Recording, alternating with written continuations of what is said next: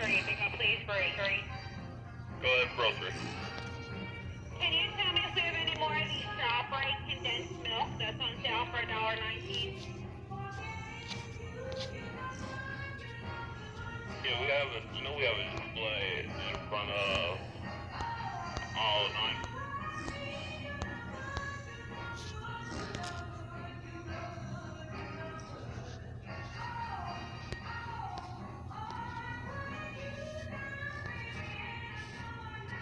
We start this week off in Iran, where price hikes and new restrictions on fuel have sparked a massive protest across the country. Now, this comes at a time of increased tensions and sanctions between the United States and Iran. RT's Saya Tavenger joins us with our top story.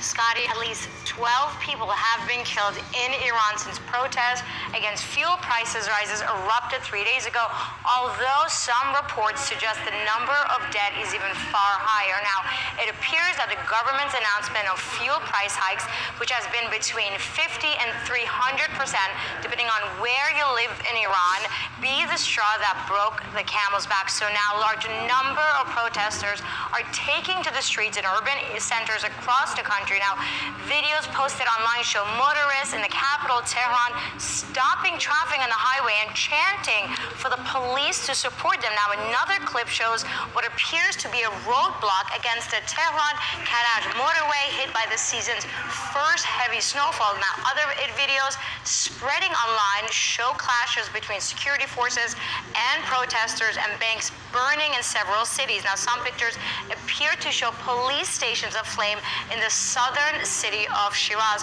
The government announced that the protests have been calmer today now, despite some minor issues, but that doesn't seem to be the case based on all the videos we're seeing coming from Iran. Now, meanwhile, the powerful Revolutionary Guard demanded an end to the unrest, but protests in Iran have been long time coming.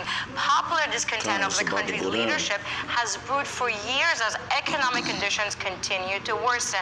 So at the moment, these protesters are putting renewed pressure on Iran's government as it struggles to overcome the U.S. sanctions, strangling the country after President Trump unilaterally withdrew America from Tehran's nuclear deal with world powers. In Washington, Saya Tavenger, RT. Thank you, Saya. And for more, we turn to reporter and author. I told you the nations are mad in the scriptures. Okay, so I'm going to try to cut through because unfortunately we're not getting much information out of Iran right now about what is true and what is not. So I just have to start off with how this all began over the weekend. Do you think this is just about raising gas prices?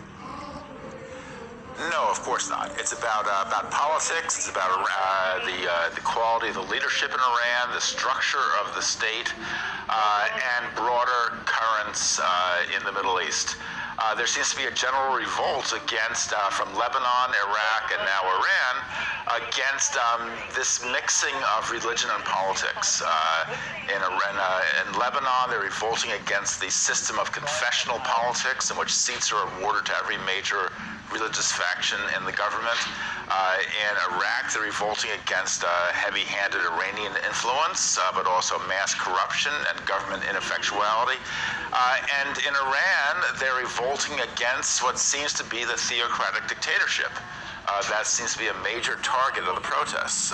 So a big structural shift seems to be underway in the Middle East. Well, it's interesting because you do bring up the fact that, and these are the two worst things you want to argue about at your Thanksgiving dinner or in the Middle East, politics and religion, and it's coming together in this case. And you mentioned this shift.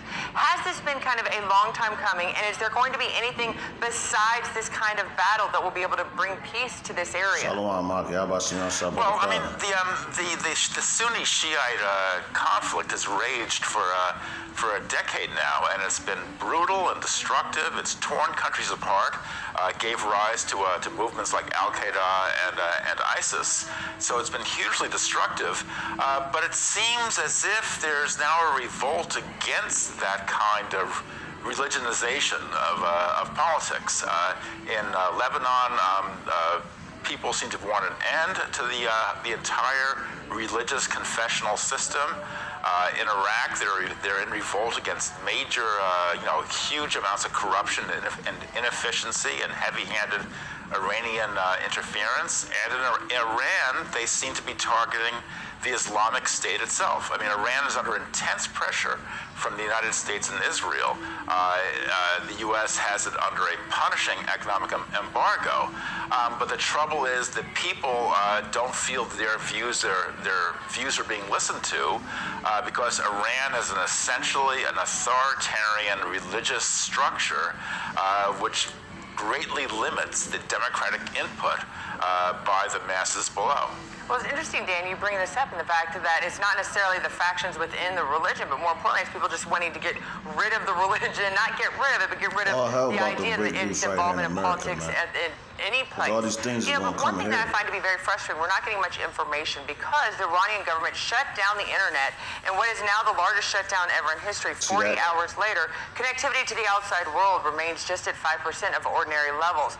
How is this dangerous for both the people within the country as well as those that might be wanting to try to help and bring peace to the region?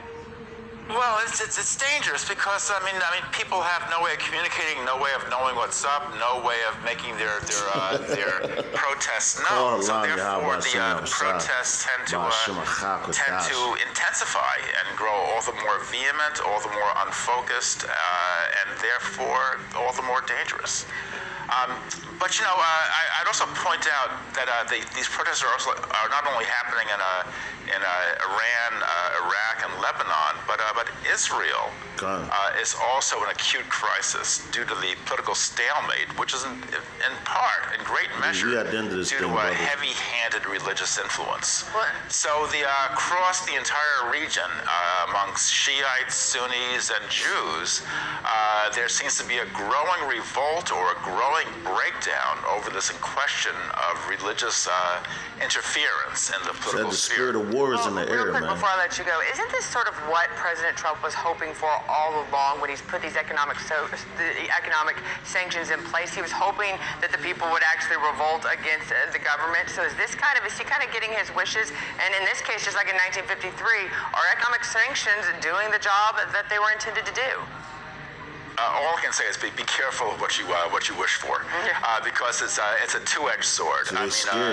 Israel's in big trouble, and Israel's a major U.S. ally, obviously, in the region. Saudi Arabia is a country in deep crisis.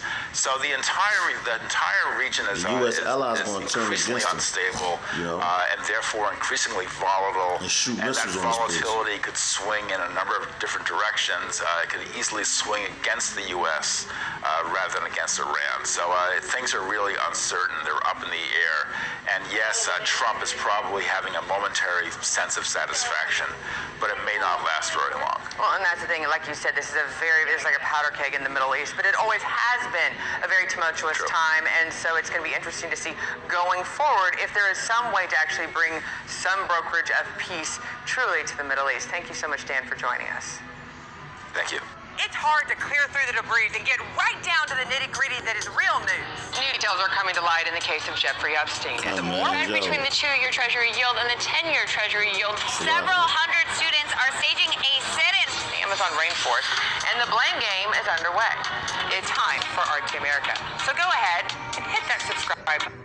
Yeah, we almost out of here, man. You see what's going on in the world, but I gotta get back on this plant. Just saw that I had to put it up real quick. All right, shalom. We almost out of here. Death to America. Shalom.